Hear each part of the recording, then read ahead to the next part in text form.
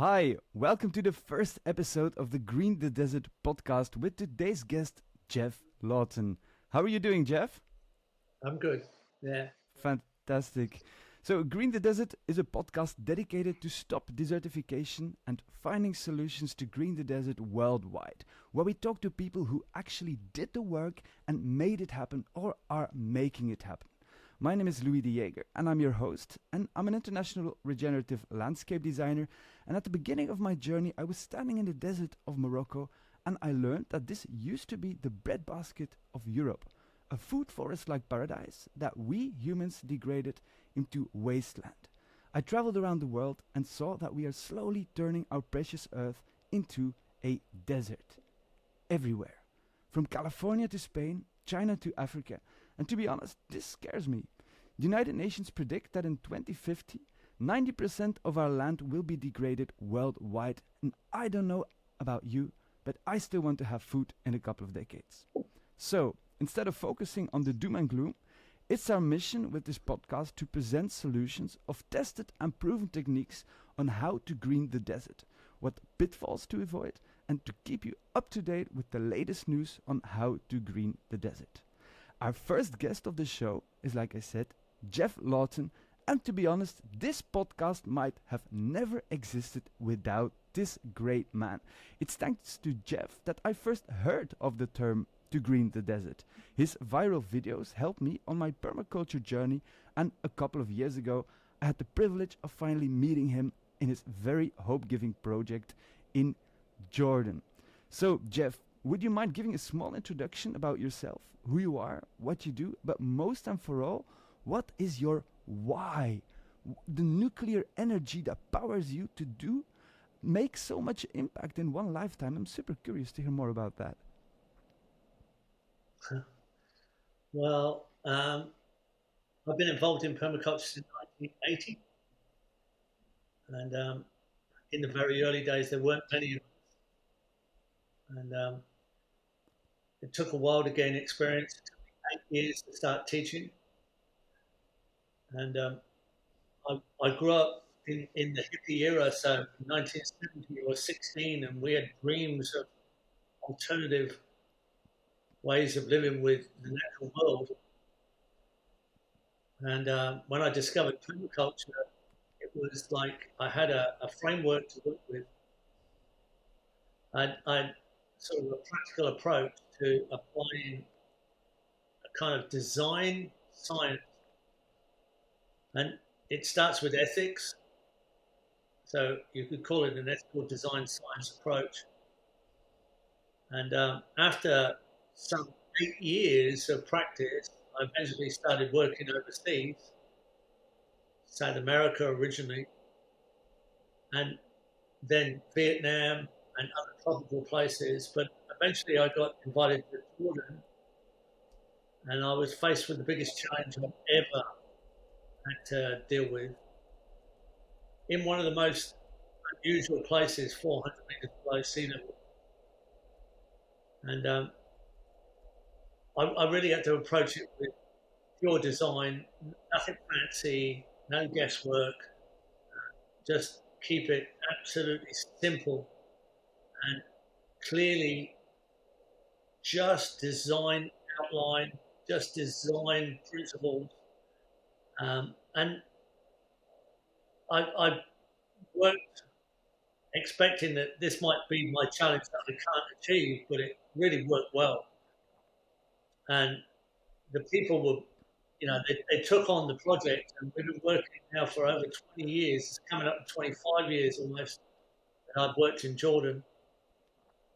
And it continues to have that influence. Luckily, I used the internet to expose everything I was achieving, a lot of videos, and using the social media, originally Facebook, but then Instagram, YouTube, etc. And that's given me the opportunity to work in many places because it formed an impression. Yeah. When I was working in the tropics in South America, it wasn't so obvious what we were achieving. In the desert, an extreme dry, extreme salty, high temperature landscape. long-term degraded landscape. So some of the oldest influenced land on Earth, 10,000, 12,000 years of permanent occupation. Mm-hmm. It kind of gave people a lot of hope. So the project itself allowed me to experience many, many other situations. People would say, well, if you can do it there, if you can bring that back to life and into production, then you can do it anywhere. And that gave me the ability to teach more people, develop more education. I still farm here in the subtropics of Australia. I consult, I design, I teach, and I still do aid work. Yeah, and for me that was actually one of the most incredible things. So when I visited the site in Jordan, it was like what you achieved here in a decade. If it's possible on minus 300-400 meters below sea level, then it's possible everywhere. But how do you get started? I think a lot of people they see all the rocks or they see all the sand, and then they're like, okay, but what are like the first steps you need to take to actually turn this desert green again? I just literally started with understanding that when the rain comes in deserts, it comes all at once.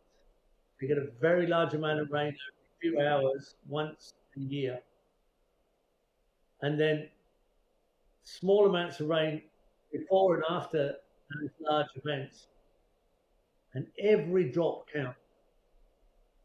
So my first approach is to design water systems that trap all that surplus water when it comes. If the landscape's large enough, you can trap it all. Every bit of wastewater that comes off settlements has to be trapped. Any hard surface runoff from houses or roads has to be trapped.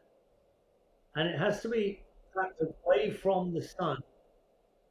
So you must quickly as possible reduce evaporation. So with the water harvesting, although it usually comes at the cooler time of year, everything has to be trapped in the ground. Yeah. You can't have exposed water at the surface. All right. So step one is you make sure you trap every drop of water if it comes from the rain, runoff water from houses, and then second step is trap it away from the sun, like store it. That's step number one, the most important one. So although it's not obvious, evaporation is the reason you have a desert. The evaporation is much higher than the rainfall. And you have to reduce evaporation at all costs initially. It doesn't matter which trees you use, they have to be very, very hardy. And you have to increase the shade, reduce the hot winds, and increase the condensation grit. Now, if you start with water harvesting and you increase the amount of water trapped to the ground and you plant at a time after the big rains are captured, you can grow the hardiest of trees. Yeah. Once you put them up, you've got the shade to reduce evaporation. Once they get big enough, you reduce the evaporation from wind. And you increase the amount of organic matter from those trees, which also reduces evaporation. And that allows you to extend the water that you're taking. The stokage then is extended. And then you can move towards trees that are a little bit less hardy but more productive. And as you gain more and more shade, more and more wind buffering, more and more organic matter, and you every year keep harvesting all the surplus moisture, you start to move towards more and more productive trees, more and more diversity, more shade, more buffering, more organic matter. But you have to trust that that's where you start. It doesn't look like it's possible to start with. Yeah. But it starts with planning the way you infiltrate the water, you catch the water, soak the water, spread the water, and then increase the elements that you can use as you reduce the evaporation. Yeah. So First, you make sure that you trap every drop of water. How do you exactly do this, Jeff? Is it by digging swales, for example, ditches on contour, or what kind of strategies do you use to capture the water? Well, you need to capture the water as high as possible on the landscape. And the highest, longest contour line starts where you have the lowest point on the highest boundary. Yeah. So you look at your land and say, which boundary of the land is the highest? The uphill boundary. And then you work out which is the lowest point on that boundary, and then you measure the contour from there. That will be the longest, highest contour line. That becomes your planning point, your initial planning point. Yeah. And you space everything in relation to that. You can go a little bit higher, but it will be a shorter contour line. You can go a little bit lower, but it won't have the same height. It might be just as long or even longer. But you plan from that one first. The lowest point on the highest boundary gives you the longest, highest contour line. So that becomes a system defining where you start. To find that point, find that longest, highest contour line. Plan from there. Find the lowest point on the highest boundary, and then that's going to be your longest contour line, and that's like the highest place you can start letting water sink in. And what do you exactly do? Do you use shovels or an excavator to like dig a big swell, or how does it work? Well, if it's the longest and the highest, not just longest, it's the longest and the highest. Yeah. So if you've got very little money and it's not too large a land, you can do it all with shovel. Yeah. If you have lots of people, you can do a very large, long swell. You need thousands of people. If you can afford it, use an excavator or machinery in general. And you need to survey it so you know you're on contour. Yeah. And you have to allow for it to overflow in the really big rains. And does it work as well on small scale as on large scale? Because let's say you have an area of 1,000 square miles. I think you have to think differently if you have a place of 1 acre, for example. Yeah, it's just the size of the water harvesting swale. If it's 1 acre, it can be quite small, just a meter or a meter and a half wide. Yeah. A very large landscape in a desert, it could be 6 meters wide at the bottom. Okay. It could be a massive size. So the bigger it is, the larger the landscape you're capturing water, and then the smaller size land, the smaller the size in proportion. But the hotter it is, the closer the swales need to be, because you need more shade cast. Mm-hmm. So the cooler deserts, they can be further apart. Yeah. And the hotter the deserts, the closer together. You need more shade. Because the hotter deserts have more evaporation. Yeah. And for example, if you have very rocky terrain, isn't it very hard to dig swells? How do you deal with like huge rocks? Do you blow them up, or? Depends how big they are. Small rocks can be moved. Large rocks, you may have to work around them. Yeah. But every rock surface runoff water. So large rocks are like large grooves, and they all run off. So you can direct the runoff from large rocks to water soakage. So you can actually use your stumbling block and make it into a stepping stone, as to say. Yeah. The problem's the solution, and you can work around individual large rocks and catch a lot of water around the rock. That's a you can also create gabions instead of dams, or as well as dams. And today gabions are in steel baskets, and they become water catchment and silt fields which hold water away from the sun. Another anti-evaporation strategy. Yeah. Okay, that's actually very good. Very good idea to to use gabions, but also to use rocks to store water, because they're like natural roofs in your landscape already. So you have your water system in place. You dig your swales. Now the next step is to plant trees. Is it the best way to seed trees, or do you first plant them in a nursery, seed them in a nursery, and then plant them out? What's your preferred method, Jeff? Well, if you're on a budget, it is going to be by seed, and it will have to be exactly when the cooler, rainier time of year starts. Yeah. There'll be a very limited window in a hot desert where you can plant trees. If they're going to survive, you have to plant as early as possible when the first rain starts, the cooler time of year. Yeah. And if they're already established in a nursery, they're already in a pot, you've got more chance of success. You can do it by seed. It's not impossible, but you might fail if you don't get the right rain at the right time. Yeah. So it's better to have your own nursery, and you have more survival rate if you plant the trees instead of the seeds. Yeah, or you might be able to buy the trees locally, or in some places governments give you the hardy trees. Yeah. And tree selection, you say you have to work with hardy trees first. Can you tell me which kind of trees we're looking at? If you're looking at deserts? Well, often they're not native. Okay. And there's a bit of you get a bit of opposition from people who only want native provincial species. Mm-hmm. But often the landscape is degraded way past local species recovery. So it can be a slower process if you only use native species. But if you're using hard-working immigrants, which are often considered weedy species, Mm-hmm. the reason they've taken up those positions is they have those abilities to work in a way that local species can't achieve. Mm-hmm.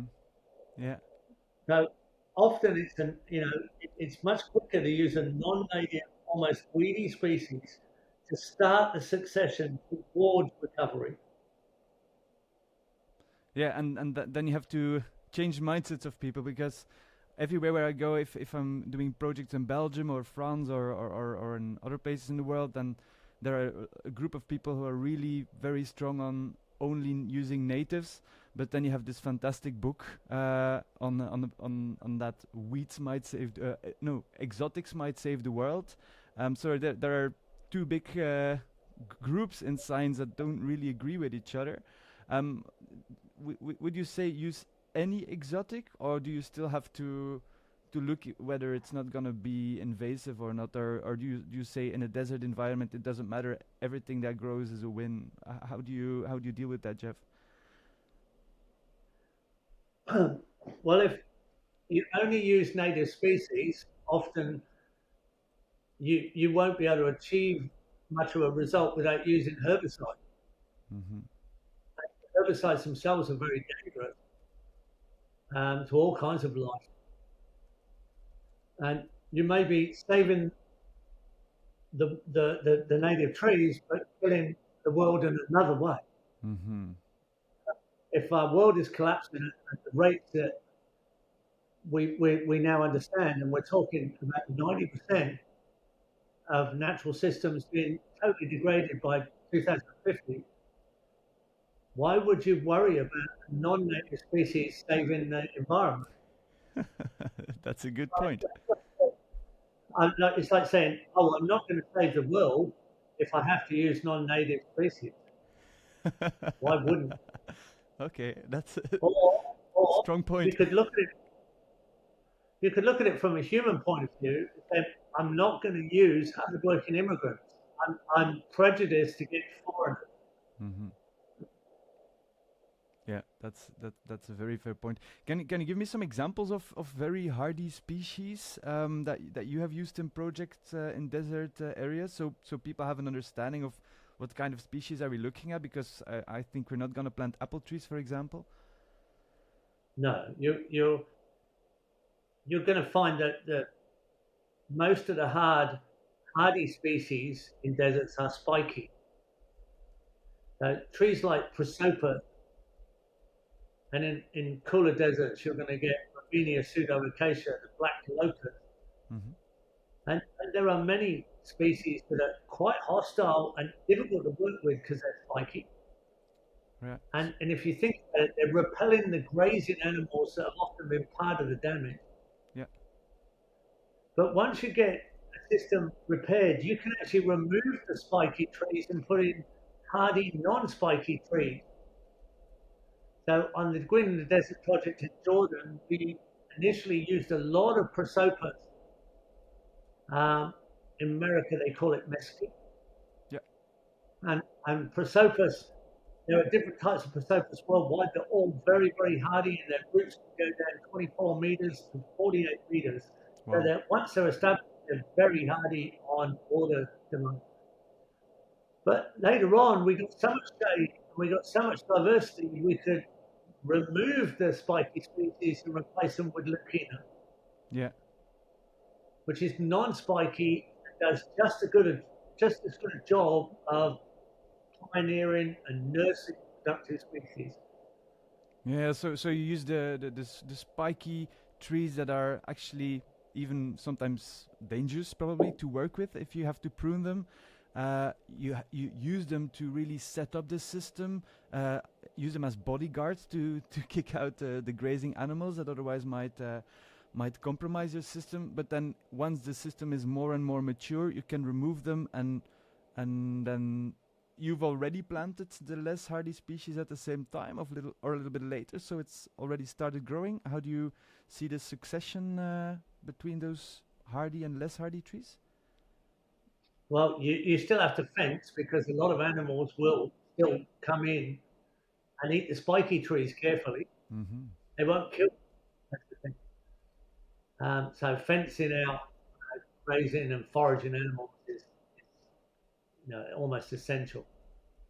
Yeah. And then you see that the ground fertility picks up, and your productive trees and your mixed native species, if you just want to regenerate, you can favor the natives and disfavor the non-natives at a certain point in time. Yeah. And you cut down your spiky trees, chop them up, and you can dig big pits and put all your chopped up spiky trees into big pits.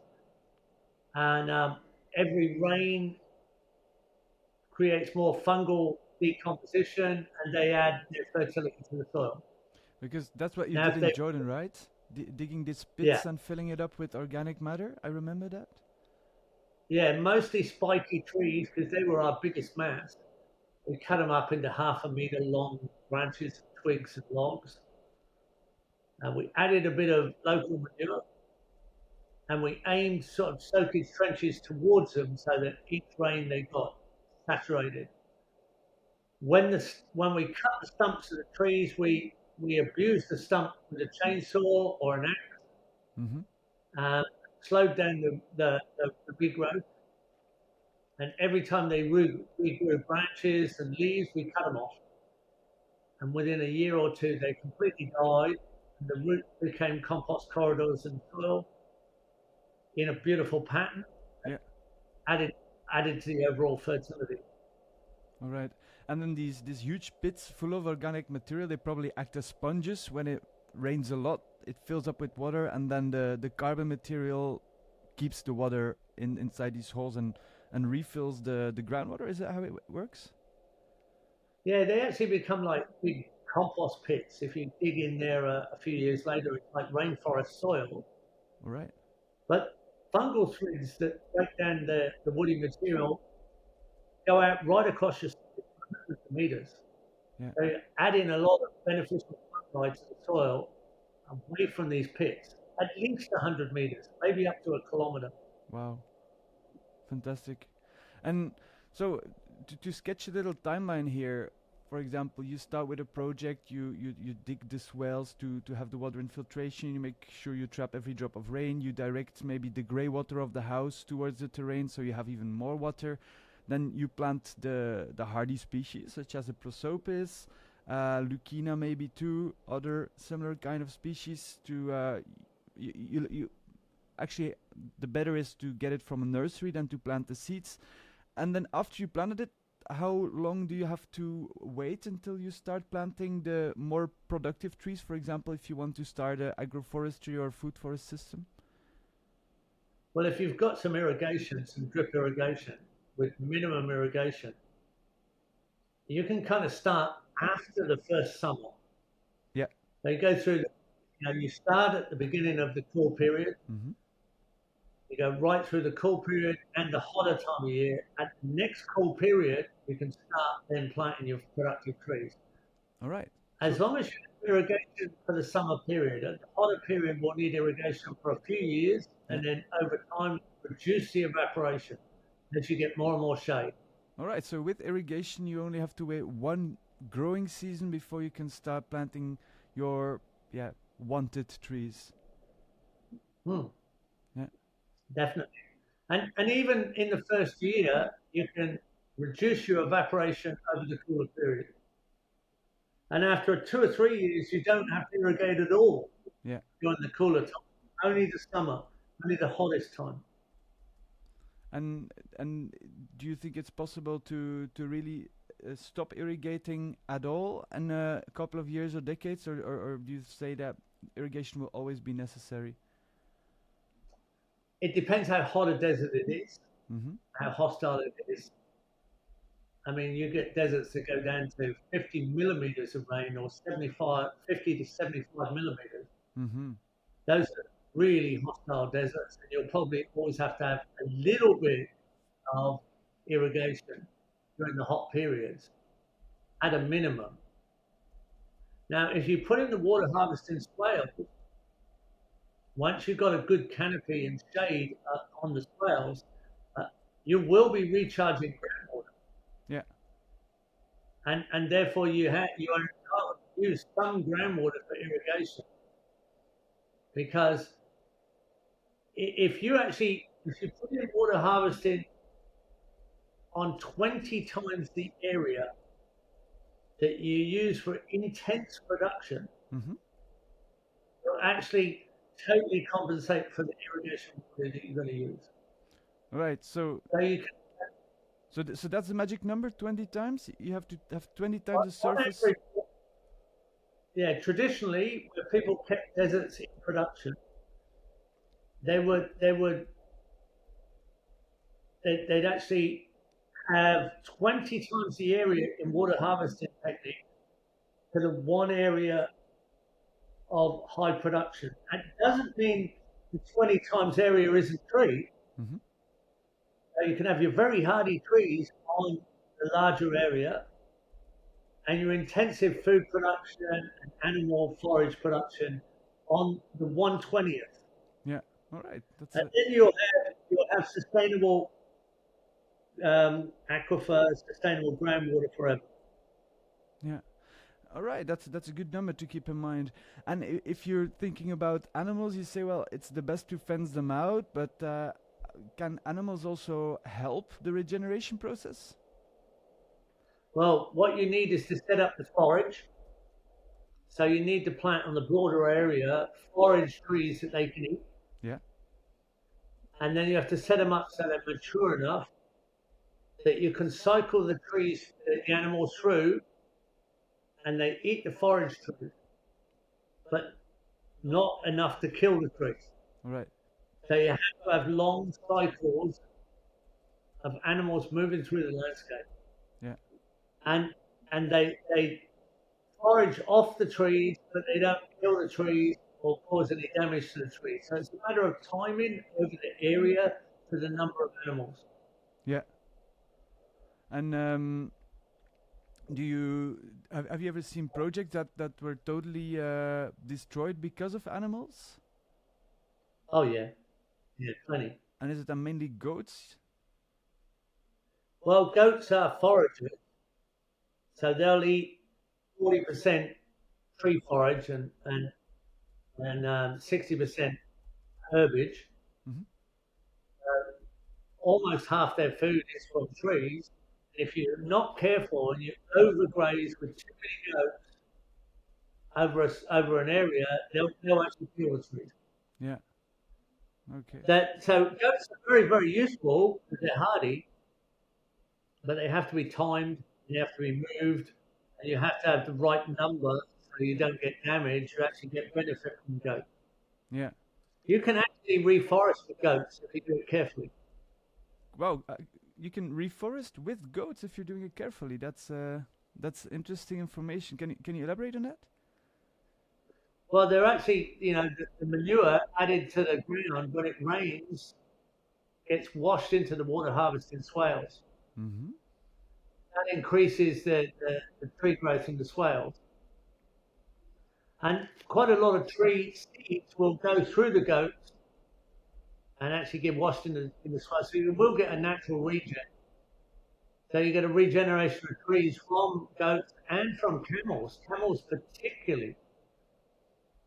They also eat the trees, but the seeds go through their intestine tract and come out in the manure. And when you say trees, do you also mean seeds of trees? See, that's what I mean. Yeah. Seeds. Seeds. Yeah. They'll eat the seeds of trees and pass them through in their manure. And then you can actually put in swales and fill them with camel food like alfalfa or lucerne chaff, attract the camels into the swales after they've eaten tree seed. Yeah.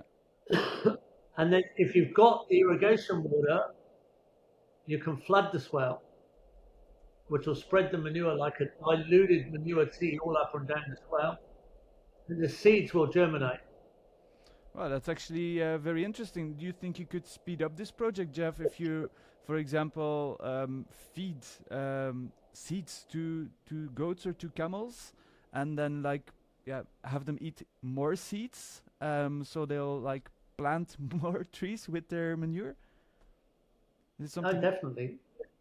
You can ask the local people about this, the local Bedouin. Yeah. And you can come to an agreement. If I feed your camels for a few days, can you tell me when they're on tree seed? Now, when you go out through the desert, you see certain trees in flower, they're going to come into seed. When they come into seed, can you graze your camels there? Make sure they're eating all the tree seed. Mm-hmm. Then bring them to our site. We'll feed them for 2 or 3 days on alfalfa. Yeah. They drop all the manure because you put the alfalfa in the square. Yeah. Then after they're finished, now take the camels away. And if you can flood the swale now, maybe you have access to old center pivots or irrigation from groundwater. Mm-hmm. Keep it flooded for a day or two, and then let it dry down, and the seed will be soaked, and there'll be a manure fertilizer, and these hardy desert trees will do that. Yeah. Yeah, so you're actually letting the animals do the work for you. That's brilliant. And so that's something that we enter the area now of collaborating with local people, which personally I think is super important when you do a desert restoration project. Is it something that's easy to do? Are Bedouins or local desert dwelling communities eager to help with this kind of things? What are the key do's and don'ts to make this work? Well, initially Bedouin people were on the move, and they did move with season and weather conditions. But now people are static. Mm-hmm. So often that's one of the problems, that they're overgrazing and coming back to the same homestead or the same village. It's a big education process and a community consultation. If you can afford to fence an area, it can be a lot easier. Mm-hmm. Or you can afford to fund local people and say, well, I'll feed your animals if you give me their manure. Yeah. And I'll compost that manure to grow trees. Yeah. Or I'll give you an exchange of feed for manure, and I'll put that manure to use. And once people see that you can grow the feed, you can manage a much more efficient landscape. Yeah. That's not characteristic of the heritage of Bedouin people. But nobody's ever educated the Bedouin people to be settled Bedouin. Their identity is Bedouin, initially on the move. Now they're settled. They don't stop being Bedouin. Yeah. So you have to say, well, now you're settled. There's another process of managing land. You're not moving enough to manage land. You have to actually design and manage land. So a small landscape demonstration, carefully recorded so people can see the benefit, that can work. Yeah.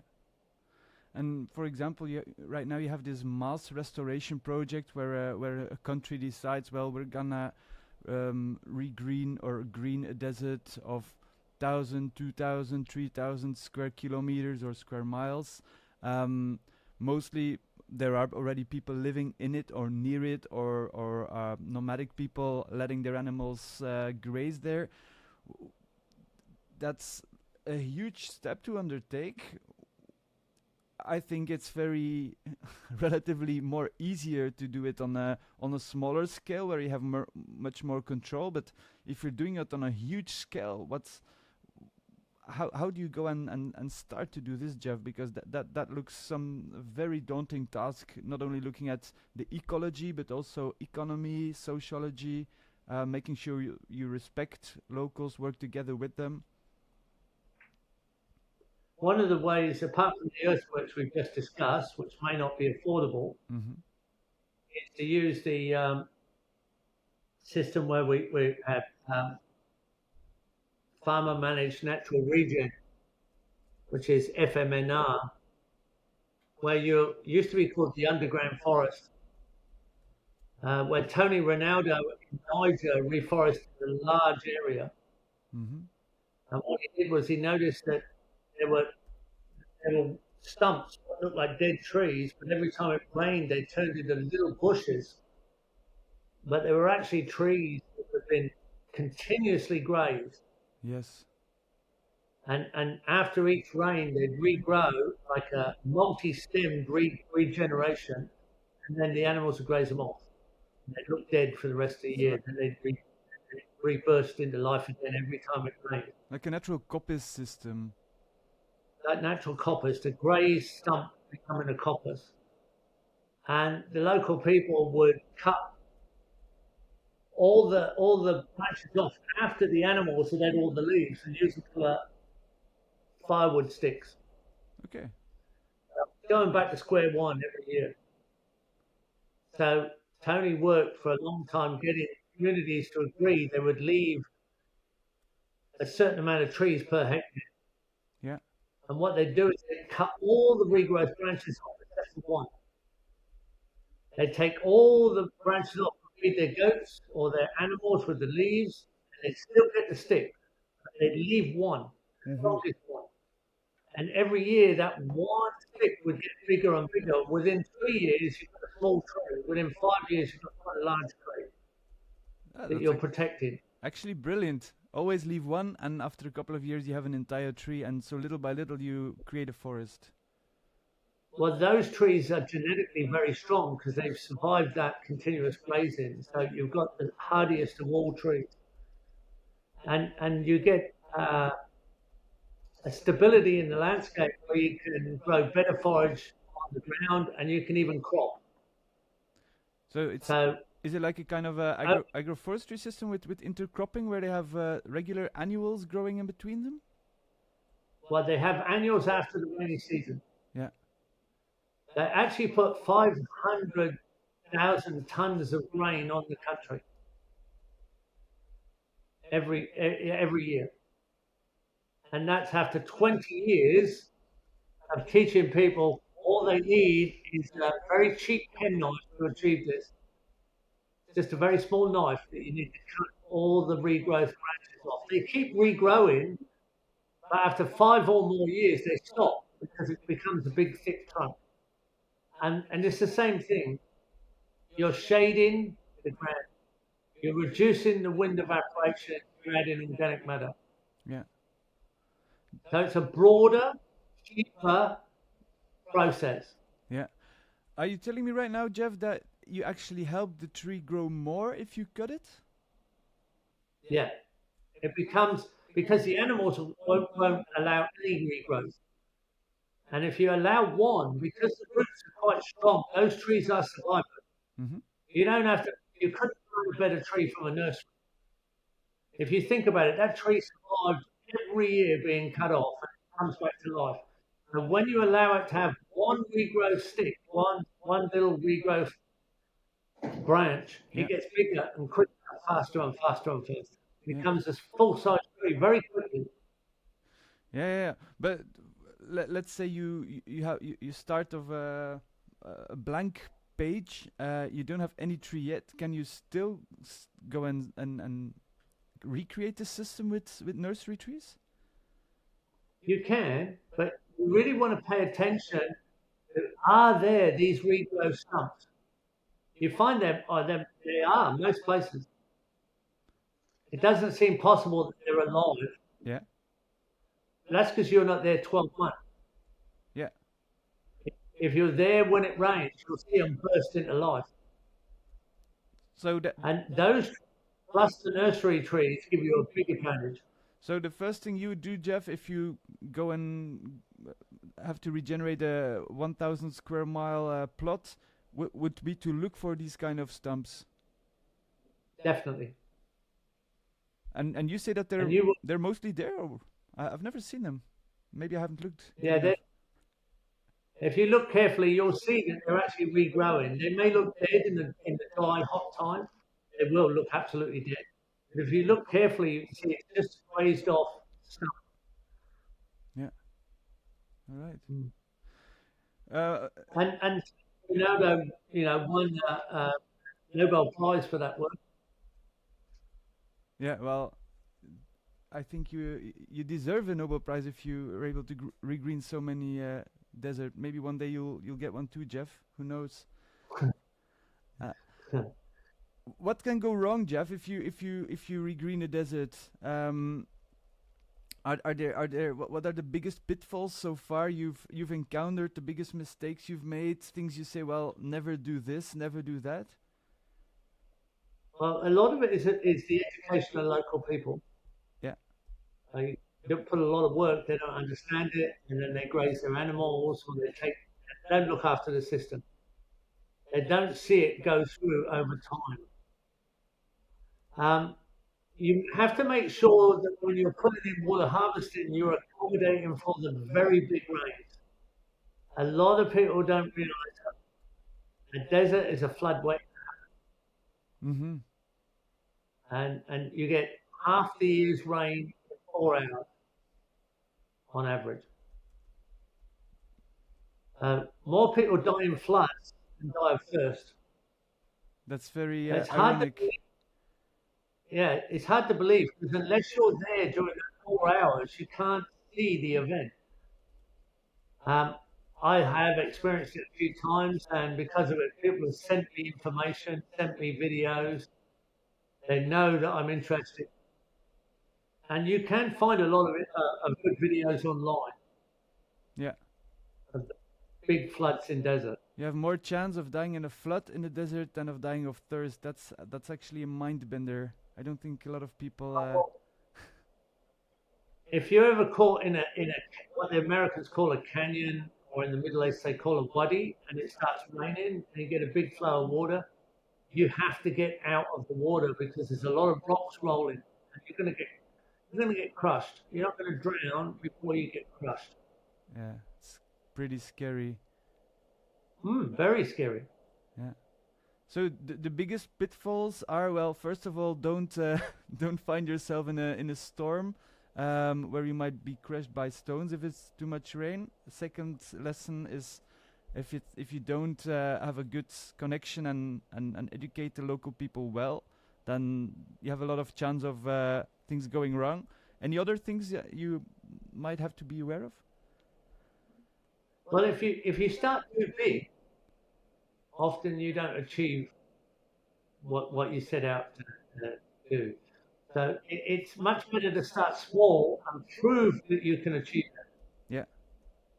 and then show people that you can achieve it on a larger scale. Most of the time, large projects fail, And why is and that? small projects, well, they just lose their efficiency. Mm-hmm. So you start small and then get bigger. Yeah. And that's infallible. That really always works. So if somebody would give you 1,000 square kilometer plot, you would first start with 1 hectare, maybe. Yeah, you could go 5 hectares maybe, and say, look, okay, well, let's get this to work, and we'll show you how it works. Now we're going to expand it. Yeah. And then, for example, you can have this pilot project of 1 or 5 hectares, show it to the people, it works after a couple of years, and then just start replicating this small Lego block, for example. Yeah, well, once we've got an example, we can go big. Yeah. And choose the spots that we can pick up water. Yeah. Choose a spot for that spots where, can pick up water. yeah, well, you can see it on the map. You can see it on Google Earth. And today we use LiDAR maps to really pick up exact precision of where the water runs. Yeah. We're getting to the end of the podcast, little by little. It was very funny, actually. Not too long ago, I was having a chat with our mutual friend Istvan Markuli, and he reminded me actually of the famous words of Japanese regenerative farmer Masanobu Fukuoka, one of my biggest heroes. That he apparently said that to green the desert means actually something much bigger than just the desert. Can you elaborate on that, Jeff?